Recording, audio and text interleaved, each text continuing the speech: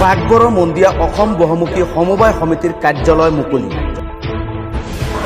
কাৰ্যালয় উদ্বোধনী অনুষ্ঠানত উপস্থিত অসম বহুমুখী সমবায় সমিতিৰ সঞ্চালক আব্দুল হামিদ।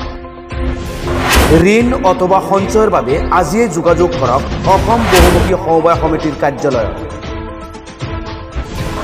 আপুনি ঋণ অথবা সঞ্চয় কৰিব বিচাৰে নেকি? তেতিয়াহ'লে যাওক মন্দিয়া মুবাৰক মাৰ্কেটত স্থাপন কৰা অসম বহুমুখী সমবায় সমিতিৰ কাৰ্যালয়ত।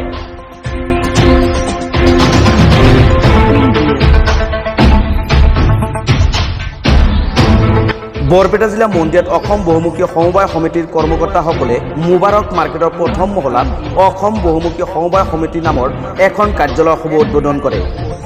জানিব পৰা মতে মন্দিয়া জাতীয় বিদ্যালয়ৰ অধ্যক্ষ দেওনাব্দুল ছাত্ৰৰ পৌৰোহিত্যত অনুষ্ঠিত সভাখনত দৰিদ্ৰ কৃষক মহিলাৰ লগতে হাঁহ কুকুৰাৰ ফাৰ্ম ক্ষুদ্ৰ ব্যৱসায়ৰ লগতে জড়িত লোকসকলক ঋণ প্ৰদানৰ উপৰিও সঞ্চয় কৰাৰ ব্যৱস্থা থাকিব বুলি উল্লেখ কৰে উদ্যোক্তাসকলে। উল্লেখ থাকে যে অসম বহুমুখী সমবায় সমিতিৰ সঞ্চালক আব্দুল হামিদৰ উপস্থিতিৰ লগতে বৃহত্তৰ মন্দিয়া অঞ্চলৰ ৰাইজৰ উপস্থিতিত যোৱা শনিবাৰে আনুষ্ঠানিকভাৱে কাৰ্যালয়খনৰ শুভ উদ্বোধন কৰে। দৰিদ্ৰ কৃষক মহিলাৰ লগতে হাঁহ কুকুৰাৰ ফাৰ্ম ক্ষুদ্ৰ ব্যৱসায়ৰ সফলতাৰ লক্ষ্যৰে মন্দিয়া অঞ্চলৰ সুৰুজ্জামানৰ নেতৃত্বত অসম বহুমুখী সমবায় সমিতিৰ কাৰ্যালয়খন স্থাপন হোৱাত অঞ্চলৰ সচেতক মহলে ভূয়সী প্ৰশংসা কৰিছে।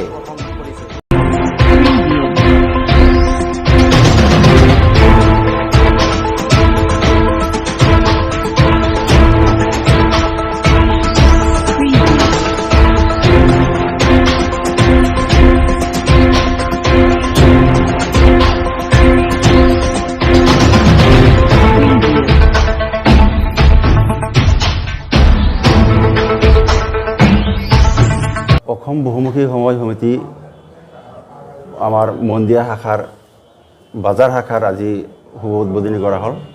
এই শুভ উদ্বোধনী অনুষ্ঠানত আমাৰ মন্দিয়া জাতীয় বিদ্যালয়ৰ প্ৰিন্সিপাল মহোদয় সভাপতিত্ব কৰিলে।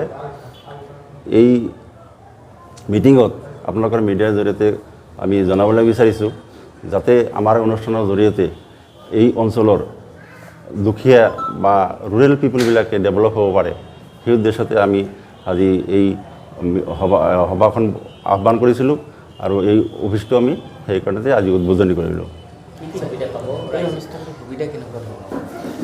সুবিধা মানে আমাৰ যিবিলাক খাটি খোৱা মানুহ মানে ৰুৰেল ডেভেলপমেণ্টৰ কাৰণে যিখিনি মানুহ মানে সাধাৰণতে গভৰ্ণমেণ্টৰ লগত কোনো সহযোগ কৰিব নোৱাৰে, লাইক এছ লোন চোনৰ ক্ষেত্ৰত নেশ্যনেল বেংকত যাব নোৱাৰে, ডাঙৰ ব্যৱসায়ী নহয়, ক্ষুদ্ৰ ব্যৱসায়ীবিলাকৰ আমি সহায় সহযোগ কৰি দিয়াৰ কাৰণে আৰু কৃষিৰ লগত যিবিলাক জড়িত হৈ আছে এখেতসকলক ডেভেলপ কৰাৰ কাৰণে আমি এই অনুষ্ঠানটো জন্ম দিছোঁ বা শাখাটো আমি আজি বহুমুখী সমবায় সমিতিৰ মন্দিয়া বাজাৰ ব্ৰাঞ্চ মন্দিয়া মুবাৰক মাৰ্কেটত শুভ উদ্বোধনী কৰা হ'ল আৰু আশা কৰোঁ যে মন্দিয়াবাসীৰ ৰাইজে মোৰ লগত সহায় সহযোগিতা কৰি এইখন অনুষ্ঠান চলাই নিয়াৰ কাৰণে সহায় সহযোগিতা কৰিব। ৰাইজে মানে বহুত ধৰণৰ সুবিধা পাব। আপোনাৰ যেনেকুৱা এই কৃষি তাৰপিছত আপোনাৰ কুকুৰা হাঁহ এইবিলাকৰ পালন কৰাৰ কাৰণে বা ফাৰ্ম কৰাৰ কাৰণে আপোনাৰ নিম্নমানৰ লোন পাব। তাৰমানে প্ৰথমে মই অসম বহুমুখী সমবায় সমিতিৰ মন্দিয়া বজাৰ শাখাৰ একাউণ্টেণ্ট হিচাপে অসমবাসীক মই এটা কথাই জনাবলৈ পাই সুখী হৈছোঁ যে অসম বহুমুখী সমবায় সমিতিয়ে আমাৰ মন্দিয়া অঞ্চলত মন্দিয়া বজাৰ নামেৰে এখন শাখা আমাৰ ইয়াত উদ্বোধন কৰিবলৈ মুকলি কৰিবলৈ অনুমতি প্ৰদান কৰিছে। আমাৰ এই শাখাৰ জৰিয়তে আচলতে ক্ষুদ্ৰ লোন ক্ষুদ্ৰ ব্যৱসায়ৰ লগত জড়িত যিবিলাক মানুহ আছে সেইবিলাক মানুহে ইয়াত থিফ্ট এণ্ড ক্ৰেডিটৰ জৰিয়তে তাৰমানে জমা দিব পাৰিব আৰু লোন ল'ব পাৰিব, লোন লৈ উপকৃত হ'ব পাৰিব। বিশেষকৈ আমাৰ অসম বহুমুখী সমবায় সমিতিয়ে মহিলাসকলক উপকৃত কৰাৰ কাৰণে বিভিন্ন আঁচনি হাতত লৈছে।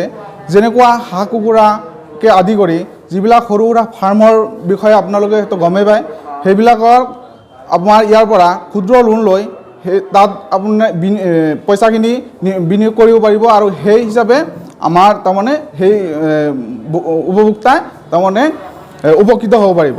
গতিকে আমাৰ যেহেতু মন্দিয়া বজাৰত সন্মানীয় মুবাৰক আলী আহমেদ ডাঙৰীয়াৰ মুবাৰক মাৰ্কেটত আমাৰ শাখাখন আজি শুভ উদ্বোধন কৰা হ'ল।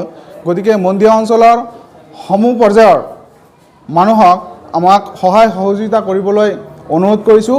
লগতে সকলোৱে যাতে আমাৰ শাখালৈ আহে। আমাৰ শাখাত যিসকলে যিকে নহওক কিয় প্ৰতিদিনেই হওক, মাহেকীয়াই হওক বা বছৰেকীয়াই হওক, যিকোনো নিয়ম আমাৰ আছে, সেই নিয়ম মতে পইচা জমা কৰিব পাৰিব আৰু সেই পইচাৰ ওপৰত ভিত্তি কৰি আমি ক্ষুদ্ৰ ক্ষুদ্ৰ লোনবিলাক দিবলৈ সমৰ্থ হ'ম। গতিকে সকলোকে আমাৰ এই ব্ৰাঞ্চৰ হৈ মই সকলোকে আহ্বান জনাইছোঁ, আপোনালোকে আহক, পইচা জমা কৰক, ঋণ লওক, উপকৃত হওক, আমিও উপকৃত হ'ম।